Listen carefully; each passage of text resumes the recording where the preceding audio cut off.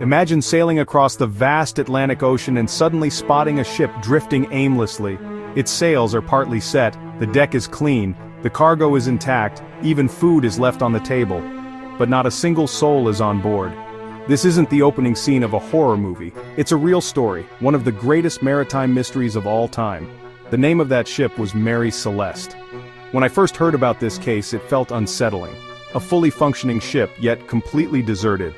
How could that even happen? No signs of struggle, no evidence of a fight, just silence. Almost like the ocean itself swallowed the people whole. In November 1872, Mary Celeste left New York, heading for Genoa, Italy. The captain, Captain Briggs, was an experienced seaman. On board with him were his wife Sarah, their 2-year-old daughter Sophia, and a crew of 7. They were carrying a cargo of 1,700 barrels of alcohol. Everything seemed ordinary.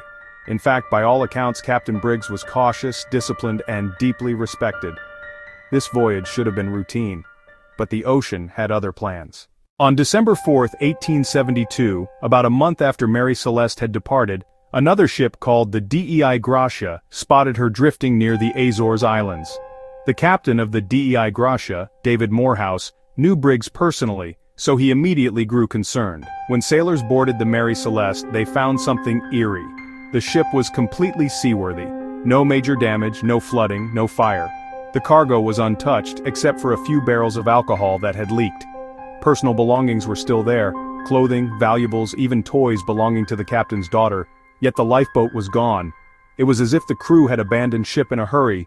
But the question is, why? It was as if the crew had abandoned ship in a hurry, but the question is, why? Over the years, countless theories have tried to explain the fate of the Mary Celeste's people. Some suggest a sudden waterspout, a violent tornado over water, may have terrified the crew, making them believe the ship was sinking, so they rushed into the lifeboat. But if that's true, why didn't they return once the storm passed? Others argue the leaking alcohol fumes could have caused panic.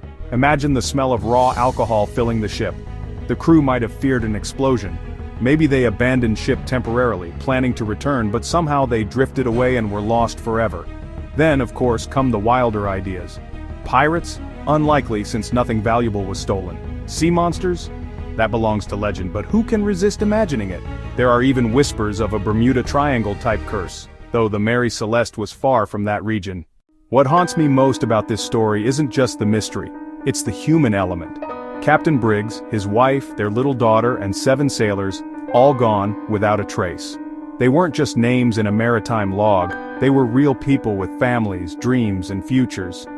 And the ocean simply erased them. Whenever I picture the Mary Celeste silently drifting, I think about that little girl's toys left behind in the cabin. It feels as if the ship itself became a floating memorial to the lives lost. To this day, no one truly knows what happened aboard the Mary Celeste. No wreckage of the lifeboat was ever found, no remains of the crew discovered. The ship went on to sail under different captains for years after, but it was forever branded as a cursed vessel. And maybe that's why the legend of the Mary Celeste still fascinates us. It's not just about a ship, it's about how the unknown terrifies us. The sea keeps its secrets well, and the Mary Celeste is one of the ocean's most enduring mysteries. So next time you hear the waves crash or see the horizon stretch endlessly, remember, somewhere out there, the ocean is still holding on to answers we may never uncover.